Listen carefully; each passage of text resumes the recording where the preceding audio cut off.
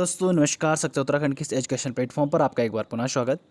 तो दोस्तों हमारे यहाँ पर चल रहा था इंडियन रिवर सिस्टम, जिसमें हमने यहाँ पर सिंधु नदी तंत्र, ब्रह्मपुत्र नदी तंत्र और आपका गंगा नदी तंत्र को कंप्लीट किया था। तो आपका Indus river system, Brahmaputra river system और गंगा रिवर सिस्टम यहाँ पर कंप्लीट कर दिया है। इसका मतलब हमने यहाँ पर कौन से नदी यहाँ पर डिस्कस कर लिया है, हमने यहाँ पर डिस्कस कर लिया है आपका हिमालय नदियाँ। तो हिमालय नदियाँ हमने भारत की नदियों में हिमालय नदी हमने कंप्लीट कर दी है, जिसमें हमने सिंधु, ब्रह्मपुत्र और गंगा नदी तंत्र को डिस्कस किया। अब हम बात करते हैं दोस्तों प्रायद्वीपीय नदियों की। तो प्रायद्वीपीय नदियों में प्रायद्वीपीय नदी मैंने आपको बताया प्रायद्वीपीय नदी कौन सी होती है, जो मध्य भारत और दक्षिण भारत की नदियाँ होती है। ठीक है, वो हमारी क्या होती है, प्रायद्वीपीय नदियाँ।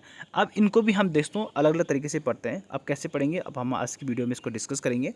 तो आज का हमारा टॉपिक रहेगा प्रायद्वीपीय नदियाँ। ठीक है, तो क्या रहेगा, प्रायद्वीपीय नदियाँ। प्रायद्वीपीय नदियों को भी हम दो भागों में यहाँ पर डिस्कस करते हैं। ठीक है, एक तो वो नदियाँ हैं जो आपकी क्या है, एक तो वो है आपकी जो बंगाली खाड़ी में गिरती है और एक है जो आपकी खंबात की खाड़ी में जाकर गिरती है। तो इस चीज़ों को हम यहाँ पर डिस्कस करेंगे। तो आज की टॉपिक हमारा यही रहेगा। ठीक है, प्रायद्वीपीय नदियाँ और हिमालयी नदियों के बारे में डिस्कस करेंगे, और उसके बाद हम प्रायद्वीपीय नदियों की जो जो इंपॉर्टेंट नदियाँ हैं उनके बारे में हम यहाँ पर डिस्कस करेंगे। तो उससे पहले हमने जो आपको कल का PYQs दिए थे उनको आपने सॉल्व किया होगा। तो एक बार मैं उनको आंसर आपको बता देता हूँ। आप हमारी पिछली वीडियो देख सकते हो, जिसमें हमने गंगा नदी तंत्र, ब्रह्मपुत्र नदी तंत्र और सिंधु नदी तंत्र के बारे में डिस्कस किया है। अच्छे से आप उनको देखिए और उसके बाद हम यहाँ क्वेश्चंस सॉल्व करेंगे। तो आप उम्मीद है आपने क्वेश्चन सॉल्व करे होंगे। आप ईमानदारी से आपने क्या है इन क्वेश्चनों को आंसर को चेक करना है। तो दोस्तों हमने बात की थी गंगा नदी की। पहला क्वेश्चन था हमारा, गंगा नदी निम्नलिखित में से किस राज्य से नहीं गुजरती है। तो किस राज्य से नहीं गुजरती है, मैंने आपको बताया था कि जो गंगा नदी तंत्र है वो क्या है, 5 राज्यों में से मिलकर बना है। ठीक है, तो 5 राज्य कौन कौन से, उत्तराखंड, उत्तर प्रदेश, बिहार, पश्चिम बंगाल और झारखंड। ठीक है, तो ये 5 राज्य जो है गंगा नदी तंत्र बनाते हैं। क्या बनाते हैं, गंगा नदी तंत्र बनाते हैं। परंतु मैंने यहाँ पर गंगा नदी पूछा, क्या पूछा, गंगा नदी का प्रवाह कितने राज्यों में है। तो गंगा नदी का प्रवाह सिर्फ 4 राज्यों में होता है। किस में होता है, 4 राज्यों में होता है। भारत के 4 राज्यों में ही गंगा नदी का प्रवाह है। कौन कौन से, उत्तराखंड, यूपी, ठीक है, बिहार, आपका पश्चिम बंगाल, क्या है, वेस्ट बंगाल। ठीक है, तो यही 4 जो राज्य हैं जहाँ पर गंगा नदी का प्रवाह होता है। परंतु गंगा नदी तंत्र की बात करें तो गंगा नदी तंत्र में आपका 5 राज्य हमारे शामिल होते हैं। और गंगा नदी तंत्र की बात करें, गंगा रिवर सिस्टम की, तो उसमें आपका एक झारखंड भी आपका यहाँ पर जुड़ जाता है। क्या जुड़ जाता है, झारखंड। तो झारखंड से कौन सी नदी आती है हमारी, झारखंड से हमारे आती है दामोदर नदी। कौन सी आती है, दामोदर नदी आपके झारखंड से निकलती है। आपका कहाँ से, नागपुर के पठार से। कहाँ से निकलती है, नागपुर के छोटा नागपुर पठार से आपका दामोदर नदी निकलती है, जो कि आपको गंगा नदी में मिल जाती है पश्चिम बंगाल में। ओके, तो ये आपको ध्यान रखना है। तो अभी हमसे पूछा गया है कि ये इस क्वेश्चन पूछा, गंगा नदी निम्नलिखित में किस राज्य से नहीं गुजरती है। तो भाई सीधी बात है कि मध्य प्रदेश लिखा है, तो मध्य प्रदेश तो मध्य भाग हो गया ना, और मध्य भाग में आपकी हिमालय नदी नहीं आती है। जब हमने पढ़ा था कि आपका जो प्रायद्वीपीय नदियाँ हैं वो कहाँ से, मध्य भारत और दक्षिण भारत की होती है। तो मध्य प्रदेश मध्य में आता है, तो मध्य में आपका गंगा नदी नहीं प्रवाह होगी। तो आप कौन कौन से, उत्तर प्रदेश में होती है, बिहार में होती है, पश्चिम बंगाल में होती है, मध्य प्रदेश में नहीं होती है। तो ये आपको ध्यान रखना है। कालिंदी नदी का दूसरा नाम क्या है, कालिंदी नदी किसका दूसरा नाम है, तो आपका यमुना का दूसरा नाम है आपका कालिंदी। ठीक है, तो यमुना नदी को कालिंदी नदी भी कहा जाता है। केन नदी किसकी सहायक नदी है, तो केन नदी आपकी किसकी सहायक नदी है, आपकी यमुना नदी की सहायक नदी है। किसकी, यमुना नदी की। मैंने आपको बताया था कि केन नदी जो है आपका केन, बेतवा और चंबल। ठीक है, चंबल, बेतवा और केन, ये यहाँ पे किसकी सहायक नदी है, चंबल, बेतवा और केन। ठीक है, तो ये नदी आपकी किसकी है, सीबी की, आपको ध्यान रखना है। या केबीसी आप यहाँ पर ध्यान क्या रख सकते हो, केबीसी आप यहाँ पर ध्यान रख सकते हो। तो केबीसी आपकी किसकी, यमुना नदी की सहायक नदी है केबीसी। ठीक है, तो के से आपका हो गया केन, बी से हो गया बेतवा और सी से हो गया चंबल। तो आपको ध्यान रखना है। नेक्स्ट आपका क्वेश्चन है, गंगा से मिलने वाली नदी जिसका उद्गम आपका अमरकंटक में होता है। ठीक है, गंगा नदी से कौन सी नदी है जिसका उद्गम अमरकंटक से होता है। तो मैंने आपको बताया था कि एक दो मात्र नदी है हमारे, एक यमुना नदी आती है जो कि आपका दाएं तट से आपको गंगा नदी में मिलती है, और दूसरी आपकी एक सोन नदी आपकी आती है जो कि आपका दाएं तट से गंगा नदी में मिल जाती है। तो दाएं तट से आपका अमरकंटक से कौन सी नदी आती है, तो सोन नदी। उसका ए इसका करेक्ट आंसर हो जाएगा, क्या हो जाएगा, ए इसका करेक्ट आंसर हो जाएगा। तो ये भी आपको ध्यान रखना है दोस्तों। ठीक है, अलकनंदा और धौलीगंगा का संगम कहाँ होता है, तो अलकनंदा और धौलीगंगा का संगम कहाँ पर हुआ आपका, विष्णुप्रयाग में। कहाँ पर होता है, विष्णुप्रयाग में। सबसे पहले मैंने आपको बताया पंचप्रयाग बताया था, जिसमें पहला प्रयाग था हमारा विष्णुप्रयाग, जिसमें अलकनंदा और धौलीगंगा का संगम होता है। कर्णप्रयाग में आपका किसका होता है, अलकनंदा और पिंडर नदी का संगम होता है। किसका, पिंडर नदी का संगम होता है। रुद्रप्रयाग में आपका किसका होता है, अलकनंदा और मंदाकिनी नदी का संगम होता है, देवप्रयाग में आपका अलकनंदा और भागीरथी का संगम होता है, और एक आपका आता है हमारा नंदप्रयाग जिसमें अलकनंदा और नंदाकिनी का संगम होता है। तो ये भी आपको ध्यान रखना है। निम्नलिखित में से कौन सी नदी यमुना नदी में नहीं मिलती है? तो कौन सी नदी यमुना नदी में नहीं मिलती है? तो मैंने आपको बताया केबीसी, आपको देखना है केबीसी, ठीक है। तो केन, बेतवा और चंबल, तो केबीसी आपने ध्यान रखा, केबीसी आपकी यमुना नदी में नहीं यमुना नदी की सहायक नदी है, परंतु अब कौन बची? सोन नदी। तो सोन नदी आपके यमुना नदी की सहायक नदी है नहीं, यह गंगा नदी की सहायक नदी है जो कि आपकी अमरकंटक से निकलती है। अलकनंदा के साथ वह कौन सी नदी है जिसका संगम रुद्रप्रयाग में होता है? तो रुद्रप्रयाग में कौन सी नदी का संगम होता है आपका? हमने देखा था अभी, रुद्रप्रयाग में किसका होता है? मंदाकिनी का होता है। भागीरथी कहाँ होता है? देवप्रयाग में। नंदाकिनी का होता है नंदप्रयाग में। धौलीगंगा होता है विष्णुप्रयाग में। ये आपको ध्यान रखना है। तो इसका करेक्ट आंसर हो जाएगा बी, मंदाकिनी। नेक्स्ट आपका दामोदर नदी निकलती है। तो दामोदर नदी कहाँ से निकलती है? आपका छोटा नागपुर पठार से निकलती है। क्या निकलती है? छोटा नागपुर पठार से निकलती है, जो कि आपका कहाँ है? झारखंड में है। कि कहाँ पर है? झारखंड में आपका छोटा नागपुर पठार है, और यहाँ से आपकी दामोदर नदी की निकलती है, और यही हिस्सा जो आपका है वो हमारे गंगा नदी तंत्र में पाँचवां राज्य हमारा हो जाता है झारखंड। तो इसकी वजह से वो दामोदर नदी की वजह से, ठीक है। तो दामोदर नदी कहाँ से निकलती है? छोटा नागपुर के पठार से। बंगाल का शोक किस नदी को कहा जाता है? तो बंगाल का शोक किस नदी को कहा जाता है? बंगाल का शोक कहा जाता है आपको दामोदर नदी। किसको कहा जाता है? दामोदर नदी को। तो आपका क्या हो जाएगा? 20 का करेक्ट आंसर हो जाएगा। कोशी आपका क्या है? कोशी आपका जो है इसको बिहार का शोक कहा जाता है। क्या कहा जाता है? बिहार का शोक कहा जाता है। इनको बंगाल का शोक क्यों कहा जाता है? तो क्योंकि इसमें क्या होती है, अक्सर बाढ़ आती रहती है, ठीक, जिसे ये काफ़ी नुकसान करके जाती है, ठीक है। और इनका कोई फिक्स टाइम नहीं होता है बाढ़ आने का। तो दामोदर नदी इसे आपका बंगाल का शोक कहा जाता है, और बिहार का शोक किसे कहा जाता है? कोसी नदी को। कोसी नदी को क्या है? बिहार का शोक कहा जाता है, ठीक है दोस्तों, ध्यान रखना है आपको। गंगा किसकी सबसे लंबी सहायक नदी है? तो गंगा की सबसे लंबी सहायक नदी कौन सी हो जाएगी? यमुना नदी हो जाएगा, ठीक है। क्या हो जाएगी? यमुना नदी होगी। यमुना का उद्गम कहाँ से होता है दोस्तों? तो आपका कहाँ से? यमुनोत्री ग्लेशियर से होता है। कहाँ पर होता है? यमुनोत्री ग्लेशियर से आपका होता है, जिसको इसका दूसरा नाम क्या है? कालिंदी भी है, मैंने आपको अभी डिस्कस किया है। तो यमुनोत्री ग्लेशियर से आपका कौन से निकलती है? यमुना नदी निकलती है, ठीक है। ये आपका जो है दिल्ली यूपी से होते हुए आपका गंगा नदी में मिल जाती है। दूसरा आपका यमुना नदी का अन्य नाम क्या है? यमुना नदी का अन्य नाम है कालिंदी। क्या है? कालिंदी, हमने ऊपर डिस्कस किया है। गंगा नदी किस क्षेत्र से मैदानी भाग में प्रवेश करती है? तो कौन से क्षेत्र से आपके गंगा नदी जो है वो मैदानी भाग में प्रवेश करती है? तो हरिद्वार से। तो हरिद्वार से कहाँ चल जाती है? मैदानी भागों में घुस जाती है, ठीक है। गंगा नदी को बांग्लादेश में क्या कहा जाता है? तो गंगा नदी को बांग्लादेश में कहा जाता है पद्मा। क्या कहा जाता है?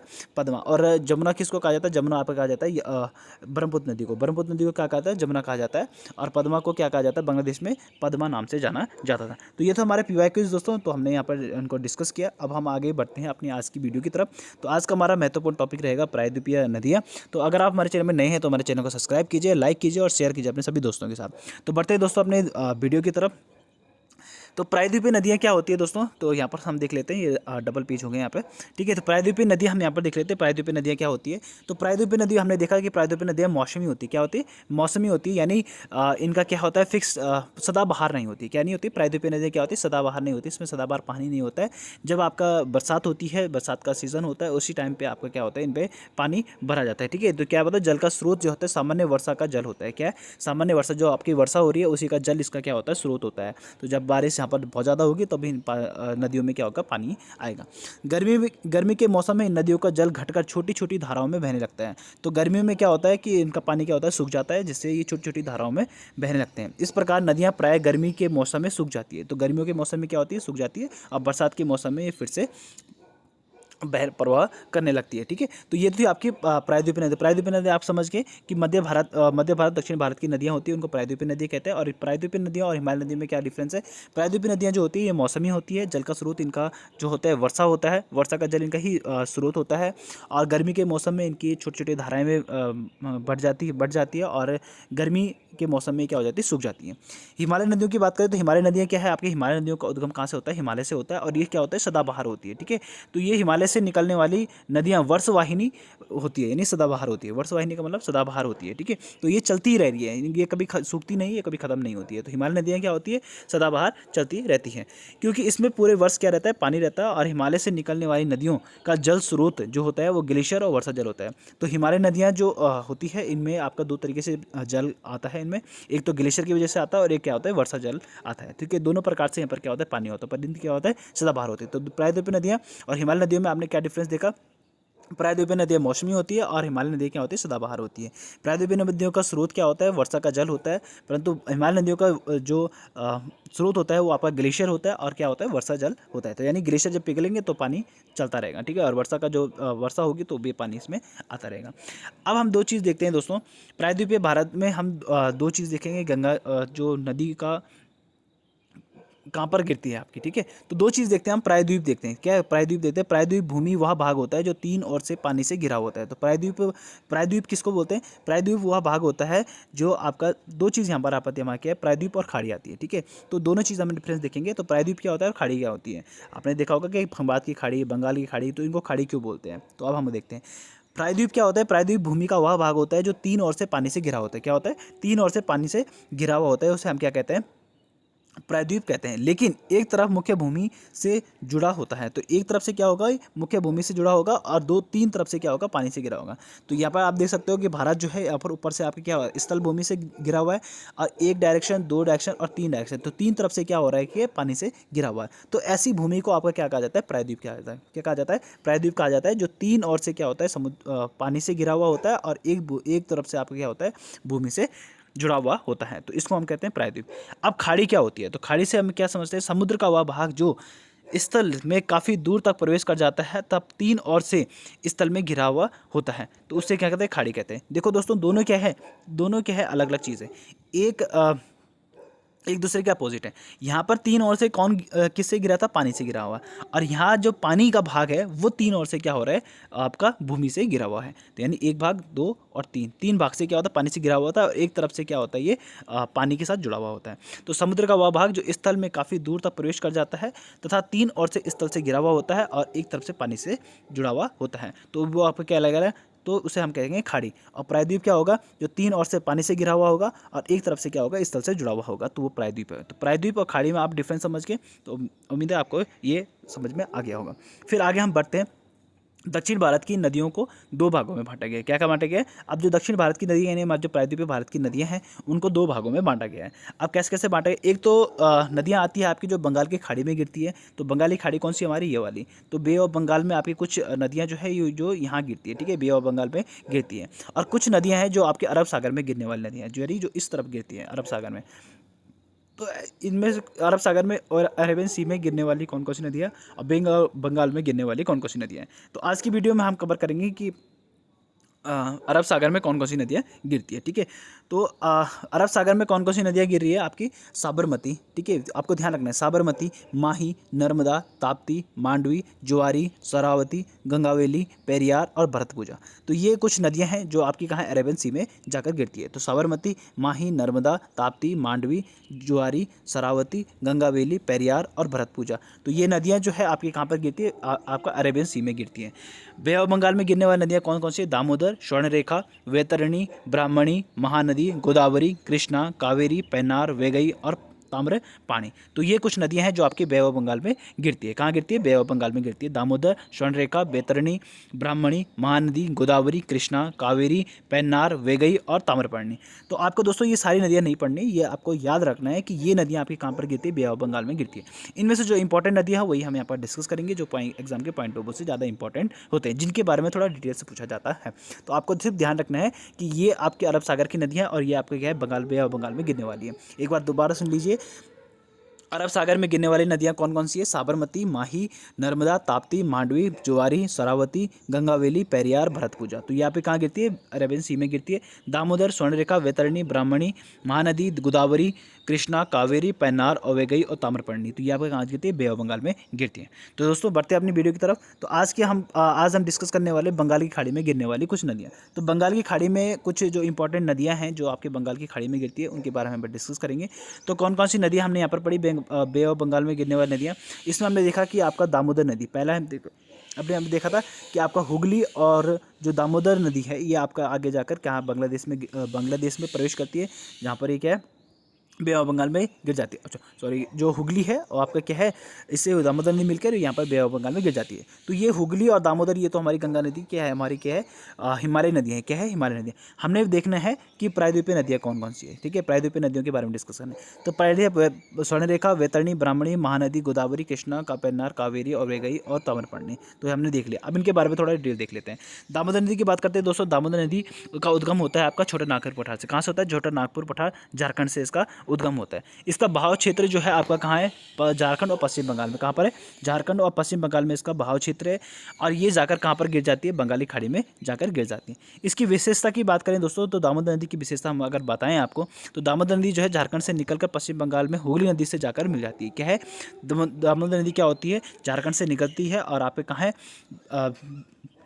आपका पश्चिम बंगाल में हुगली नदी पर जाकर मिल जाती है। दूसरी आपके स्वर्णरेखा नदी, तो स्वर्णरेखा नदी आपका जो है रांची के पठार, ठीक है, तो झारखंड में ही आपको पड़ता है रांची का पठार, जहाँ पर आपके क्या होता है, आपका स्वर्णरेखा नदी का उद्गम होता है। इसका बहाव क्षेत्र की बात करें दोस्तों, तो ये आपका जो है झारखंड, उड़ीसा और पश्चिम बंगाल 3 राज्यों से होकर गुजरता है। ठीक है, क्या होता है, 3 राज्यों से होकर गुजरता है। इसका बहाव क्षेत्र है झारखंड, उड़ीसा और पश्चिम बंगाल, और जाकर उसके बाद कहाँ गिर जाती है, बंगाली खाड़ी में जाकर गिर जाती है। तो झारखंड, उड़ीसा, पश्चिम बंगाल के बाद ही कहाँ गिर जाती है, बंगाली खाड़ी में गिर जाती है। अगला आपका वैतरणी नदी। वैतरणी नदी आपका क्या है, इसका क्योंझर पठार, उड़ीसा के क्योंझर पठार से आपके क्या है, वैतरणी नदी का उद्गम होता है। क्योंझर पठार उड़ीसा, ठीक है, तो क्योंझर का पठार उड़ीसा से आपका उद्गम होता है वैतरणी नदी का, और इसका बहाव क्षेत्र जो है उड़ीसा और पश्चिम बंगाल की खाड़ी, ठीक है, सॉरी, इसका बहाव क्षेत्र जो है उड़ीसा, और उड़ीसा के बाद ये बंगाली खाड़ी में जाकर गिर जाती है। आप देख रहे हो, उड़ीसा के बाद ये सीधे कहाँ गिर जा रही है, बे ऑफ बंगाल में गिर जा रही है। नेक्स्ट है आपका ब्राह्मणी नदी। अगला कौन सा आपका, ब्राह्मणी नदी। तो ब्राह्मणी नदी जो है आपका कहाँ पर, कहाँ से निकलती है, देखो ब्राह्मणी नदी जो है 2 नदियों के से मिलकर बनी है, ठीक है, शंख नदी और कोयल नदी। तो शंख नदी और कोयल नदी जो है राउरकेला में मिलती है, और राउरकेला में से आगे ये कहाँ है, ब्राह्मणी नदी के नाम से आगे प्रवाह करती है। तो शंख नदी और कोयल नदी के संगम से बना है आपके ब्राह्मणी नदी, ठीक है। तो ब्राह्मणी नदी का उद्गम कहाँ से हुआ, शंख नदी और कोयल नदी से। तो ये आपका कहाँ पर मिलती है, राउरकेला। कहाँ पर, राउरकेला। तो हम कह सकते हैं कि आपका ब्राह्मणी नदी का उद्गम कहाँ से होता है, राउरकेला से होता है। इसकी विशेषता की बात करें दोस्तों, तो झारखंड से आने वाली 2 नदियाँ, शंख कहाँ से निकलती है, झारखंड से निकलती है। तो झारखंड से 2 नदियाँ आती है आपकी, शंख और कोयल। क्या आती है, शंख और कोयल, और जो कि उड़ीसा के राउरकेला में, कहाँ पर, उड़ीसा के राउरकेला में मिल जाती है। वहीं से यह ब्राह्मणी नदी निकलती है, ठीक है। तो यहाँ पर राउरकेला से क्या है, ब्राह्मणी नदी से आगे बहती है। तो यानी शंख नदी और कोयल नदी का उद्गम कहाँ से हो रहा है, झारखंड से हो रहा है, और वहाँ से ये उड़ीसा के राउरकेला में मिलती है, और राउरकेला से आपका ये ब्राह्मणी नदी के नाम से आगे बहती है। आखिर में जाकर ये वैतरणी नदी के पास बंगाली खाड़ी में जाकर मिल जाती है। तो वैतरणी नदी के पास ही आपकी क्या है, वे बंगाली खाड़ी, बे ऑफ बंगाल में गिर जाती है। नेक्स्ट है आपका महानदी। अगले कौन सी आपकी, महानदी। तो महानदी जो है सिहावा पहाड़ी, छत्तीसगढ़। तो महानदी का उद्गम कहाँ से होता है, छत्तीसगढ़ से होता है, जो कि सिहावा पहाड़ी, छत्तीसगढ़ के सिहावा पहाड़ी से इसका उद्गम होता है। बहाव क्षेत्र की बात करें तो ये छत्तीसगढ़, उड़ीसा और बे ऑफ बंगाल में गिर जाती है। तो छत्तीसगढ़ से उड़ीसा में पहुँचती है, उड़ीसा से आपके बे ऑफ बंगाल में गिर जाती है। तो छत्तीसगढ़, उड़ीसा और बे ऑफ बंगाल में इसका बहाव क्षेत्र रहता है। उड़ीसा के कटक शहर में यह नदी डेल्टा बनाती है। कहाँ पर बनाती है, कटक शहर में। आपका कौन से, महानदी जो है आपका कटक शहर में, कहाँ पर, उड़ीसा के कटक शहर में ये क्या बनाती है, डेल्टा बनाती है। तेल नदी और जोंक नदी इसकी सहायक नदी है। तो तेल नदी और जोंक नदी इसकी क्या है, सहायक नदी है। तो इसके बीच में आपके क्या है, महानदी में 2 नदियाँ मिलती है, तेल और जोंक। तो आपको दोस्तों यह भी ध्यान रखना है कि महानदी में आपकी क्या है, तेल और जोंक इसकी सहायक नदियाँ होती है, ठीक है। क्या होती है, इसकी सहायक नदी होती है तेल और जोंक। तो ये भी आपको दोस्तों ध्यान रखना है, ठीक है। महानदी के बारे में आपको ये ध्यान रखना है कि ये क्या बनाती है, कटक शहर में ये क्या बनाती है, डेल्टा बनाती है, और तेल और जोंक नदी इसकी क्या है, सहायक नदी है। अगला है मोस्ट इंपॉर्टेंट हमारा गोदावरी नदी। कौन सी है, गोदावरी नदी। तो ये आपकी जो है सबसे बड़ी हमारी दक्षिण भारत की नदियाँ हो जाती है। तो गोदावरी नदी के बारे में हम डिस्कस करते हैं, इसके बारे में सबसे ज़्यादा पेपर में पूछा जाता है। तो जो गोदावरी नदी है दोस्तों, इसका उद्गम होता है त्र्यंबकेश्वर नासिक, ठीक है, त्र्यंबकेश्वर नासिक महाराष्ट्र में। तो नासिक आपका कहाँ पड़ता है, महाराष्ट्र में पड़ता है, और नासिक की एक जगह है त्र्यंबकेश्वर। तो त्र्यंबकेश्वर से आपका क्या है, गोदावरी नदी का उद्गम होता है। तो आपसे पूछा जाए कि गोदावरी नदी का उद्गम किस राज्य से होता है, तो महाराष्ट्र, और कहाँ से होता है, तो त्र्यंबकेश्वर नासिक से आपका क्या है, गोदावरी नदी का उद्गम होता है। भाव क्षेत्र की दोस्तों इसकी बात करें तो भाव क्षेत्र इसका है महाराष्ट्र, छत्तीसगढ़, तेलंगाना, आंध्र प्रदेश और बंगाल की खाड़ी। तो सबसे पहले महाराष्ट्र से निकलती है, फिर ये छत्तीसगढ़ में प्रवेश करती है, छत्तीसगढ़ से ये तेलंगाना में प्रवेश करती है, तेलंगाना से आंध्र प्रदेश में प्रवेश करती है, और फिर आपके बे ऑफ बंगाल में गिर जाती है। आप इसका प्रवाह क्षेत्र यहाँ पर देख सकते हो। तो प्रवाह किस तरीके से आपका यहाँ पर दिख रहा है आपको, त्र्यंबकेश्वर, ठीक है। उसके बाद ये आगे जाकर किस में मिलेगी, महाराष्ट्र से निकलेगी, फिर आपका छत्तीसगढ़ में, फिर तेलंगाना, फिर आपका आंध्र प्रदेश में, और फिर उसका बे ऑफ बंगाल में गिर जाएंगी। इसकी विशेषता की बात करें तो इसका आपको दोस्तों क्या ध्यान रखना है कि गोदावरी नदी का लंबाई जो है 1465 किलोमीटर, कितनी है, 1465 किलोमीटर है। यह दक्षिण भारत की सबसे लंबी नदी है। तो दक्षिण भारत की सबसे लंबी नदी कौन सी हो गई आपकी, गोदावरी। और भारत की सबसे लंबी नदी कौन सी है, गंगा नदी। और उत्तर भारत की सबसे लंबी नदी आपसे पूछा जाए तो भी आपकी क्या होगी, गंगा नदी आपका इसका आंसर होगा। तो आपसे क्या बन सकता है कि भारत की सबसे लंबी नदी कौन सी है, गंगा नदी, और उत्तर भारत की सबसे लंबी नदी कौन सी है, गंगा नदी। परंतु दक्षिण भारत की सबसे लंबी नदी पूछा जाए तो आपकी कौन सी है, गोदावरी। और भारत की दूसरी सबसे लंबी नदी कौन सी है, गोदावरी। तो आपको दोस्तों ध्यान रखना है। तो भारत की दूसरी सबसे लंबी नदी कौन सी है, अभी ये भी आपको कौन सी है, गोदावरी। दक्षिण भारत की सबसे लंबी नदी कौन सी है, गोदावरी। इसे वृद्ध गंगा, बूढ़ी गंगा या दक्षिणी गंगा भी कहा जाता है। तो आपको दोस्तों ध्यान रखना है कि वृद्ध गंगा, बूढ़ी गंगा और दक्षिणी गंगा किसे कहा जाता है। दक्षिणी गंगा आपको ध्यान रखना है दोस्तों, दक्षिणी गंगा कहा जाता है आपका गोदावरी नदी को। तो गोदावरी नदी को आपका बूढ़ी गंगा, वृद्ध गंगा और दक्षिणी गंगा भी कहते हैं।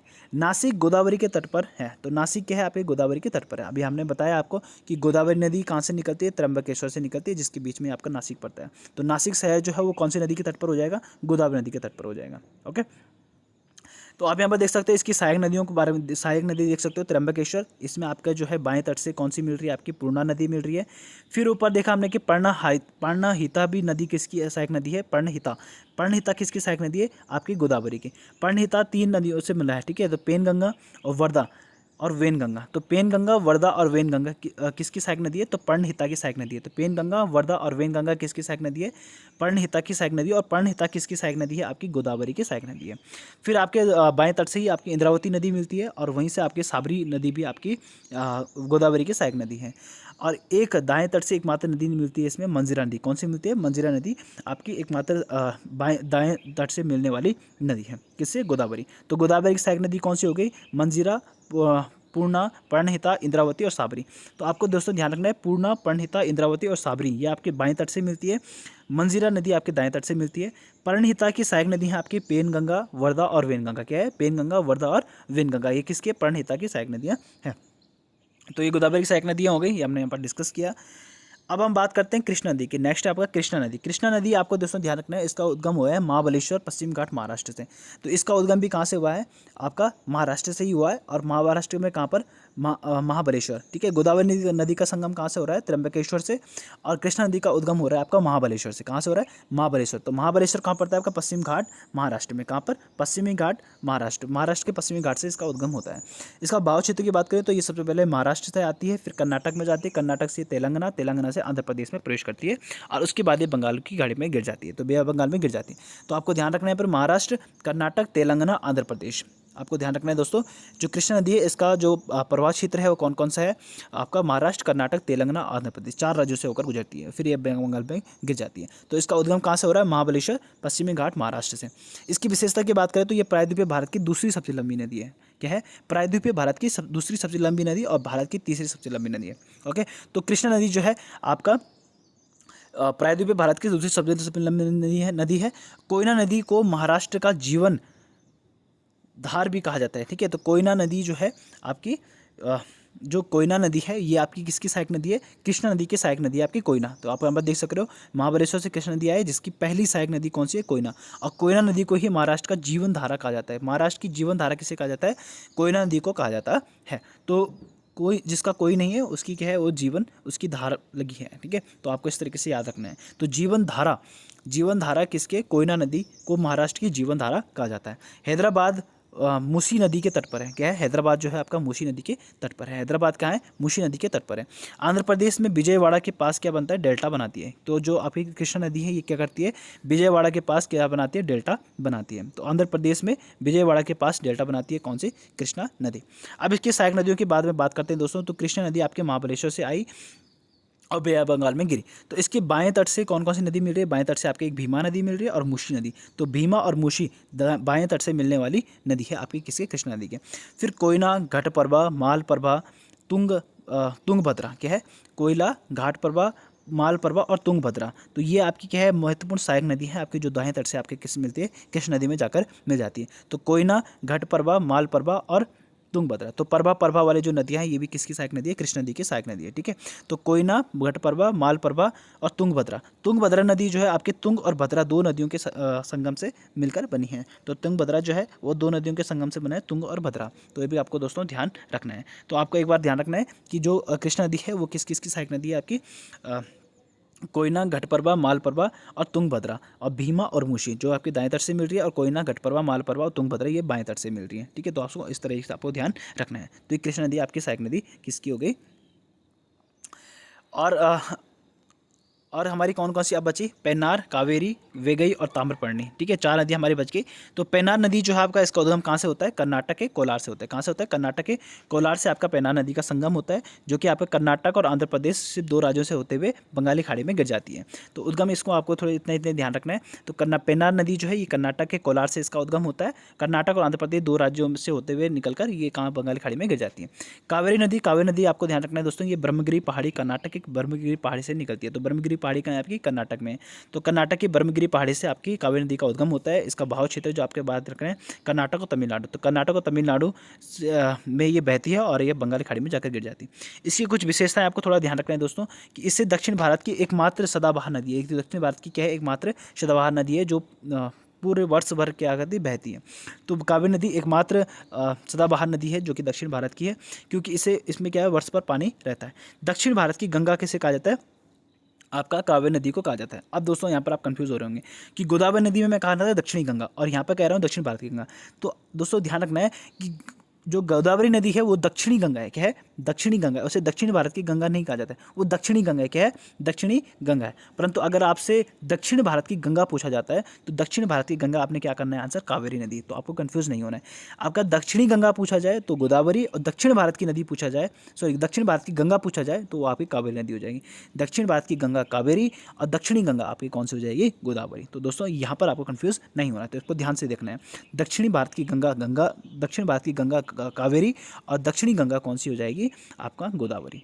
वेगई नदी आपका तमिलनाडु में बहती है। ठीक है, तमिलनाडु से इसका उद्गम होता है, पाक की खाड़ी में जाकर गिर जाती है। कहाँ गिरती है, पाक की खाड़ी में गिरती है। तो आपको पता है कि आपका यहाँ पर क्या है, श्रीलंका है। तो यहाँ पर एक हिस्सा जो आपका पाक की खाड़ी होता है और एक होता है आपका, ठीक है। तो आपको ध्यान रखना है। तो पाक की खाड़ी में कौन सी गिर रही है आपकी, पाक की खाड़ी में गिरेगी आपकी वेगई नदी, जिसका क्या है, ये मदुरई शहर वेगई नदी के तट पर है। तो मदुरई शहर हम जो पढ़ते हैं, ठीक है, काफ़ी इंपॉर्टेंट शहर है आपका मदुरई। तो मदुरई शहर कौन सी नदी के तट पर है, वेगई नदी के तट पर है। किसकी नदी के, वेगई नदी के तट पर है, और ये कहाँ पे, पाक की खाड़ी में जाकर गिर जाती है। ताम्रपर्णी आपके क्या है, तमिलनाडु से निकलती है और मन्नार खाड़ी में जाकर गिरती है। कहाँ पर, मन्नार खाड़ी। तो मैंने आपको बताया ना कि अभी मैंने आपको डिस्कस किया था कि एक जो श्रीलंका है, श्रीलंका का जो आपका राम सेतु होता है, राम सेतु के ऊपर वाला इधर वाला हिस्सा आपका पाक की खाड़ी हो जाती है, और नीचे वाला हिस्सा आपका कौन सा हो जाता है, आपका मन्नार की खाड़ी हो जाती है। तो 2 हिस्से आपके इसके हो जाते हैं। तो राम सेतु के इस तरफ दाएँ तट की तरफ आपके कौन से हो गया, पाक की खाड़ी, और इधर हो गया मन्नार की खाड़ी। तो आपका वेगई जो है वो कहाँ गिरती है, पाक की खाड़ी में गिरती है, और ताम्रपर्णी जो है आपका है मन्नार की खाड़ी में जाकर गिरती है। तो ये तो दोस्तों हमारे जो बंगाल की खाड़ी में गिरने वाली प्रमुख नदियाँ जिनके बारे में हमने डिस्कस किया। तो उम्मीद है आपको हमारी वीडियो अच्छी लगी हो। इसका PYQs हम अगली वीडियो में देखेंगे। तो मिलेंगे आपको नए वीडियो के साथ, तब तक के लिए धन्यवाद।